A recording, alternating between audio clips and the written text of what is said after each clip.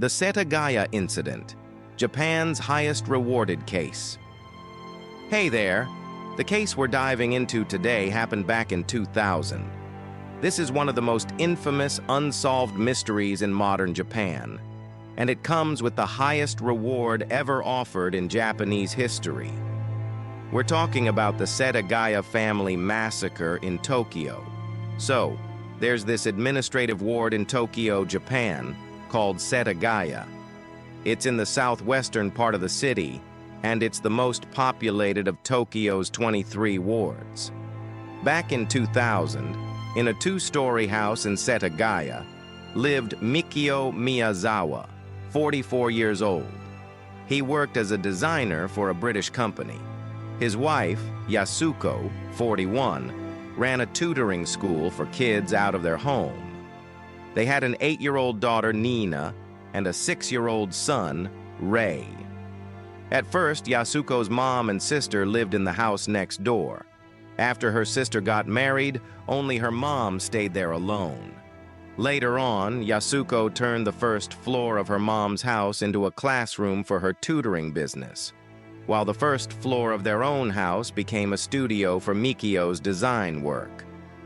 From the outside, the two houses looked like they were connected, but in reality, they weren't. Mikio and Yasuko had lived there since June 1990, so over 15 years by then. During that time, they had their 2 kids, a boy and a girl. They were a happy family. So what went down that day? Did the killer deliberately set out to brutally murder all 4 of them, including the 2 children? Let's take a step back and rewind to the last day of 2000. It was a Sunday morning. Around 10 a.m., Yasuko's mom, who lived alone next door, started feeling uneasy. Normally, around that time, her daughter would bring the kids over for her to watch, but she hadn't seen them. Half an hour later, she called her daughter's house twice, but no one picked up. That made her really nervous, so she decided to head over to her daughter's place to check on them. By 10:50 a.m., she rang the doorbell. No answer. She pressed her ear to the door to listen for any sounds, but it was dead silent. She glanced at the garage and saw her kid's car still there, which made things even weirder. She grabbed the spare key, unlocked the door, and stepped inside. The room was pitch black and filled with a strange smell. When she flipped on the lights, she saw someone lying on the floor near the staircase on the first floor. As she got closer, she realized it was her son-in-law, Mikio, his clothes soaked in blood. Horrified, she stepped over him and ran up the stairs, crying and calling out for her daughter in a shaky voice. The metallic smell of blood got stronger, almost suffocating, as she reached the second floor. That's when she found her daughter, Yasuko, lying in a pool of blood, her face slashed with a sharp weapon. Her granddaughter Nina was nearby, also covered in blood, with multiple stab wounds to her face. In a panic, she rushed back downstairs to the first floor, grabbed the phone, and called the police, her voice trembling. After the call, the police sent a large team to the scene right away. They sealed off the area and started investigating, collecting evidence. Inside the house, they found the bodies of a family of 4. Mikio Miyazawa's body was at the staircase leading from the first to the second floor. A knife blade, about 3 centimeters long, was lodged in the left side of his skull.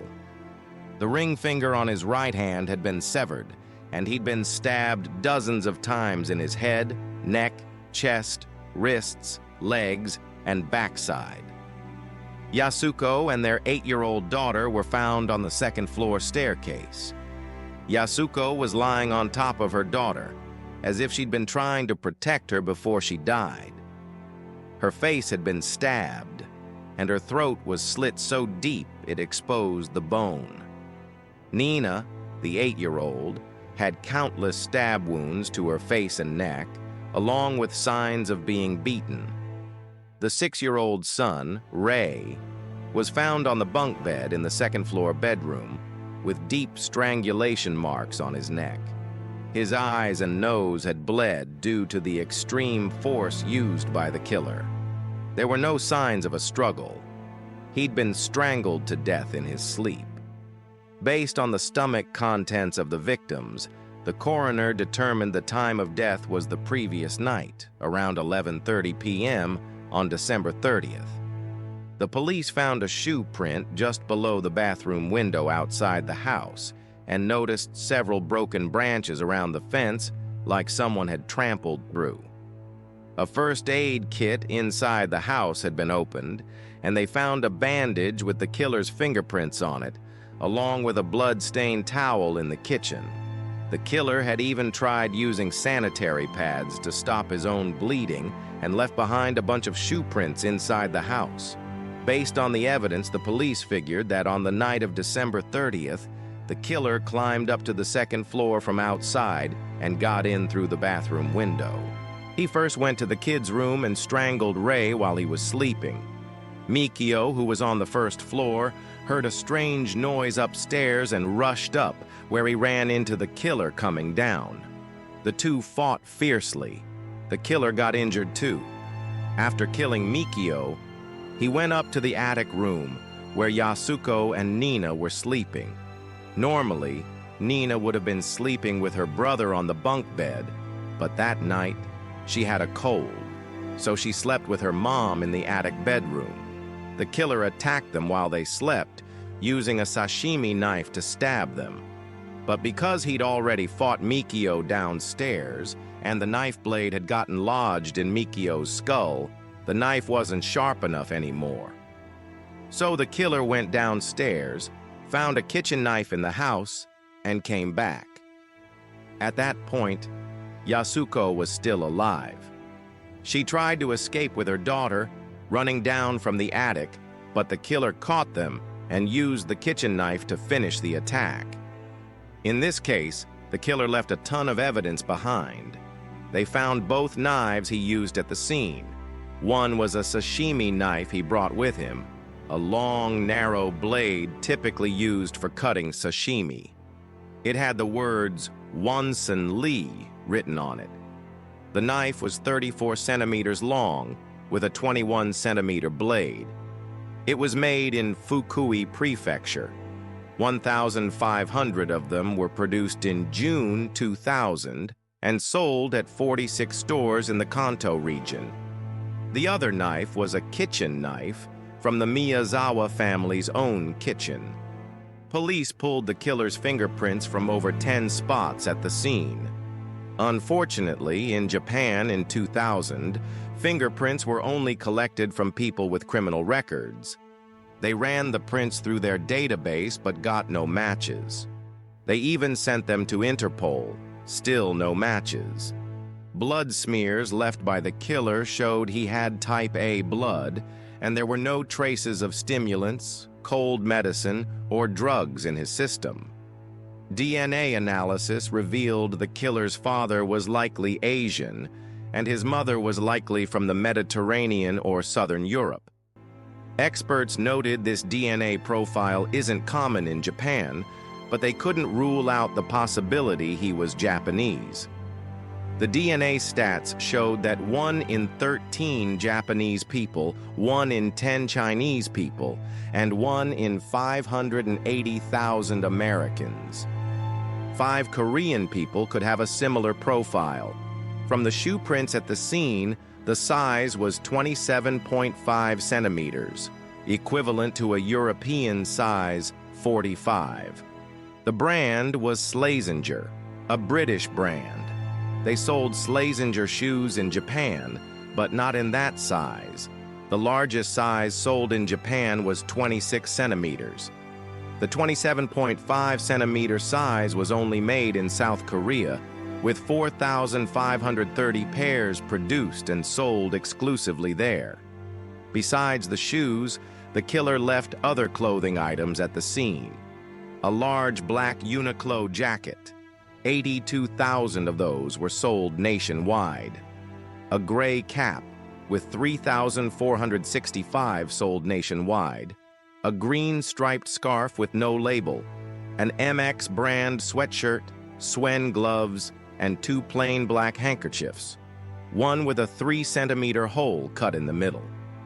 They also found a waist pouch, with 2,850 made in total. The handkerchief and waist pouch had traces of White Land perfume, a French brand. When the killer left, he took 200,000 yen in cash, about $1,700 at the time, but didn't take any wallets or credit cards. Japanese police determined the killer was a male, aged 15 to 35, around 5 feet 7 inches tall, and in great physical shape, able to climb up to a second-floor window. He knew how to use sanitary pads to stop bleeding and left a bunch of shoe prints with a distinct walking pattern, suggesting he might have had military experience. After killing the Miyazawa family, the killer didn't rush to leave. He ate a watermelon from the fridge, drank a big bottle of barley tea, and ate 4 ice cream bars. He calmly opened every cabinet and drawer at the scene. It looked like he was searching for something, or maybe staging a fake robbery. He used the bathroom, tore up some of Yasuko's tutoring textbooks, and tossed them in the toilet. He even turned on Mikio's computer to browse the internet. The killer used the computer from 10:20 p.m. to 10:50 p.m. on the 30th, then again at 1:18 a.m. and 10:05 a.m. on December 31st. 2 sessions, 5 minutes each. He only used the mouse, not the keyboard. After the murders, the killer didn't just flee, he stayed at the scene for over 10 hours. That second computer use at 10:05 a.m. on the 31st? That was right around the time Yasuko's mom was getting worried next door. If she'd gone over to her daughter's house earlier, she might have been killed too. But about that 10:05 a.m. computer use, Japanese police released a new report at the end of 2014, saying it might have been a computer glitch. The killer might have actually left early that morning after the first computer session. Yasuko's mom mentioned that, on December 25th, a few days before the murders, a car had been parked in front of their house. Then, on the morning of the 27th, 3 days before the incident, a suspicious man was seen wandering around nearby. On December 30th, the day of the murders, around noon, someone saw a strange man arguing with Mikio. At 3 p.m. that day, a housewife spotted a man in a tracksuit at a subway station about a mile from the crime scene, matching the suspect's description. She remembered him clearly because it was December, freezing in Tokyo, and everyone was bundled up. But this guy wasn't wearing a jacket, which stood out to her. Between 11:35 p.m. and 11:40 p.m. on the 30th, a man aged 25 to 30 was seen walking in the alley behind the victim's house.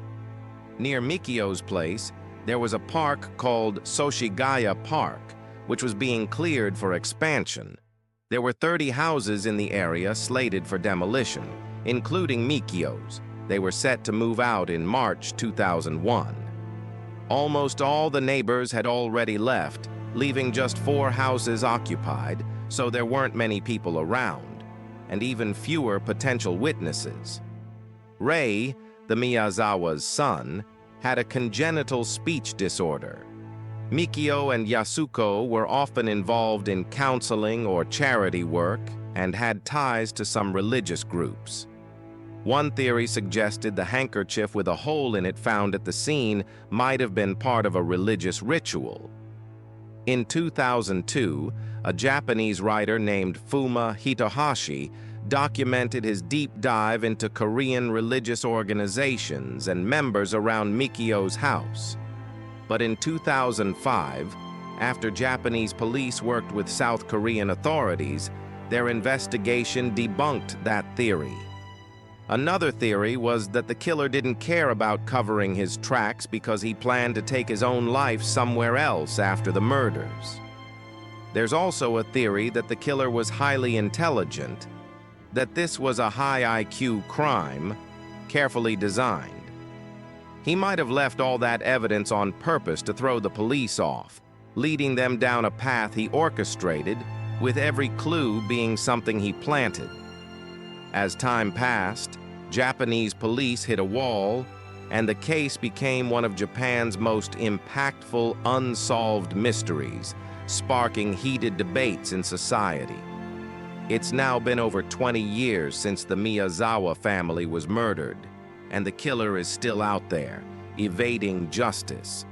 But the Japanese police haven't given up. They've asked the public for tips through TV, newspapers, and other media. The reward started at 3 million yen, then went up to 10 million, and between 2010 and 2014, it reached 20 million yen, about 170,000 US dollars, or roughly 3.5 billion Vietnamese dong. That's the highest reward ever offered by Japanese police in history, separate from rewards offered by victims' families, like in the Abby Choi case. The suspect's profile and key evidence have been translated into multiple languages. I hope someone out there can provide a lead for the police. Every year on December 30th, the police visit Mikio's house to lay flowers and apologize, vowing to bring the killer to justice and give the family the closure they deserve. This is an unsolved case, so if you have any thoughts or theories about it, drop your perspective in the comments below. Thanks for watching. See you next time.